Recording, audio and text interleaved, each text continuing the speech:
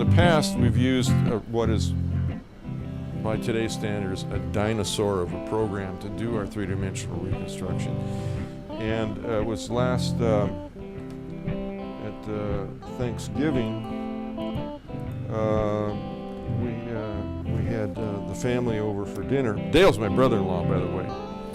And I showed him some of our three-dimensional reconstructions, and he took one look at it and he said, this is really poor stuff, you know. And he didn't say that, but I knew what he was thinking.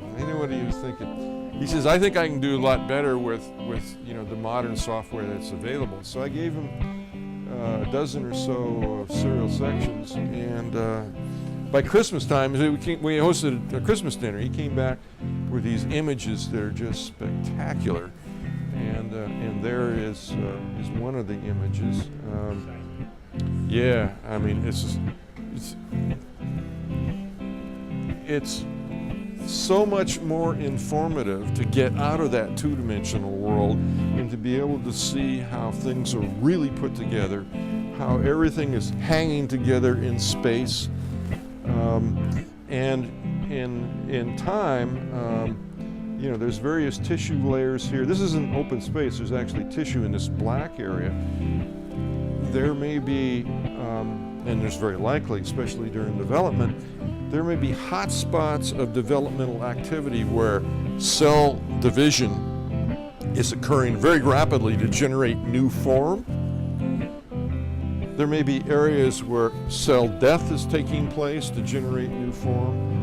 And we want to be able to see those activities not in a two-dimensional picture, which is informative, but it only tells half the story. We want to see those activities in the context of the whole three-dimensional organ. No one's ever done that, and I think we can do that. And this will really open up a new chapter in biology. This software, as you probably know, allows you to, of course, build your three-dimensional reconstruction.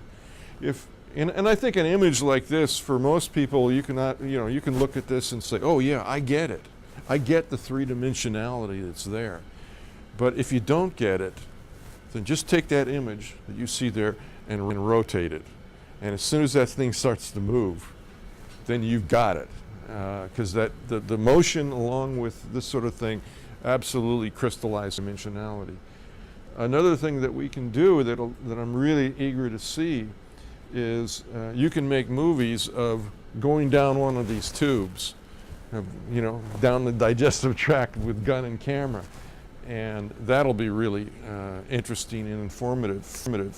I mean, it'll be cute too. I mean, this will be spectacular to give a seminar, and after the second mouse click, you know, you start going down the urethra or wherever, whatever you're doing, you know. It'll be spectacular in that sense, but it'll also be informative to the biologist. Like I said, I think we have an opportunity to do some really neat things together. And for those of you who decide to get involved in this project and bring it to the point of creating an image that ends up in a publication, you'll be a co-author on a paper. So this is, I think, a wonderful kind of win-win situation for us all. And I might add that the Hyena project, and at least some of the mouse stuff now, is funded by the National Science Foundation. National Science Foundation, that's the federal government. And the federal government really has two agencies primarily that fund biological or biomedical research. One is the National Institutes of Health, NIH. And the NIH grants typically have some sort of connection to health, some sort of connection to, well, to health, to disease, pathology, whatever. National Science Foundation doesn't. National Science Foundation funds pure science. In addition to a grant being good science to be funded, there's another criteria that actually fits so beautifully with what we're doing here today. And that is, for NSF, one of their criteria for a grant is public outreach, education. That's what we're doing here today. If we can proceed with this and generate some great new images that'll be far superior to what we're doing with this dinosaur program. This will advance science. Will, I think, be able to take science from a two-dimensional world into a really exciting three-dimensional world that will tell us a lot more than what we can get from the two-dimensional.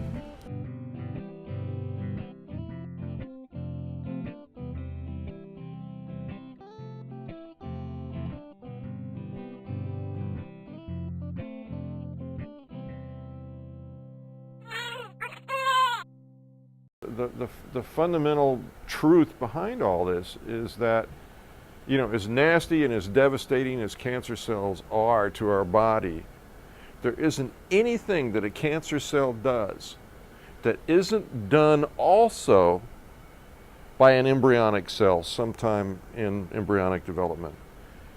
The difference being that embryonic cells do it in a controlled fashion and cancer cells are completely out of control. But we can talk about processes as devastating as metastasis, cancer metastasis, where the cancer forms in the prostate and metastasizes the brain. Okay, so cells are moving from point A to point B. Well, in development, you have cells that move from point A to point B.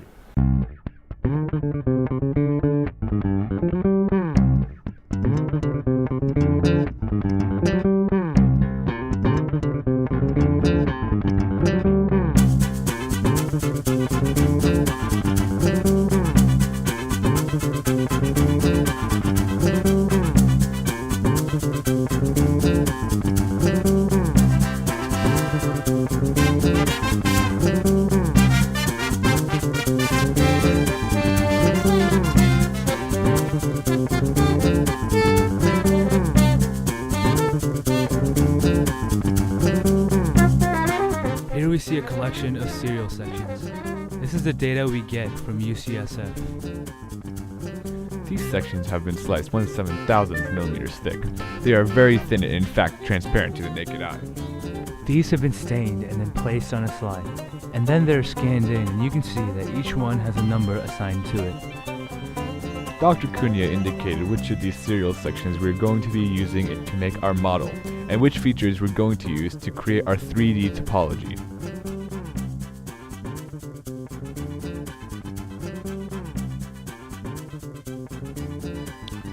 This is a basic example of the finished product.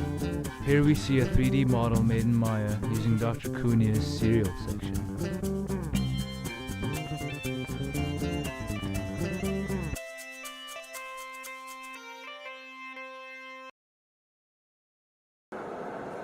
Hello, my name is Priscilla Chan. And my name is Josh Miliardi. We're working on a 3D model for UCSF of a male specimen mouse.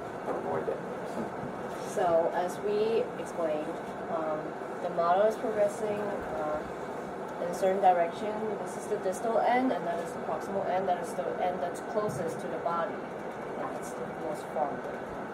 And so we have all these slides in between, and at certain slides where it's marked by the yellow arrows, that is where certain shapes inside that slide are merging together, the lines are merging together. And so what we have to do is use a graphic design program called Illustrator to merge the lines and process the lines together so that we can model the merging inside the 3D model in Maya. And now we're going to bring you to the computer and better explain in depth.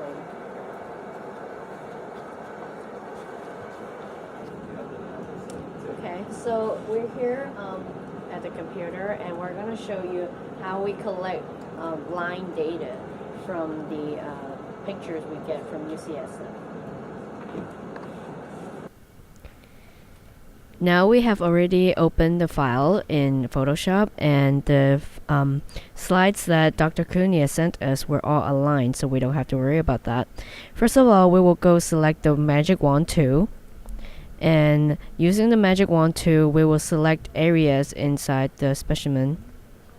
And we will hold down the Shift key and select the other areas as well. So now we have selected all the areas that we want to be outlined. And we will go to the Path window, and we will go to the menu and select Make Worth Path.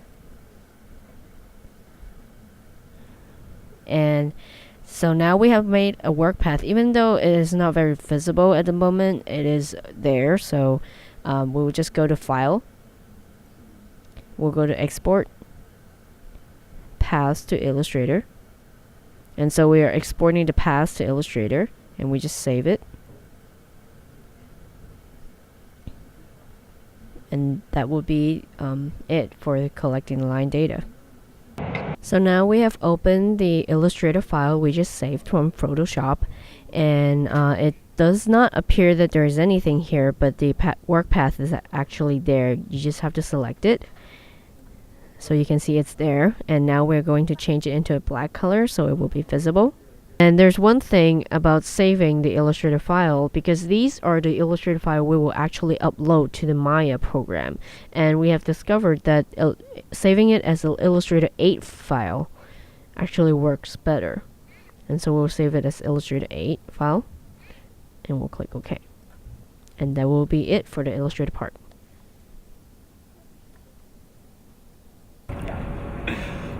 Hi, my name is Sanjana Agarwal, Hi, my name is Arjun Bhargava. and we are working on a hyena specimen for UCSF. Once the files were transferred into Maya, the collection of lines representing each serial sector were placed in their proper location and lofted together to form 3D surfaces. This process is harder than it looks. As the project advances, things get complicated, and proficient and highly skilled engineering is required to complete the tasks. We are the multimedia sound crew who has produced all the music that you've heard during this video. My name is Abhishek Khurana. I'm Sharif El Rafay. My name is Douglas Delgadillo. Hope you enjoy the music.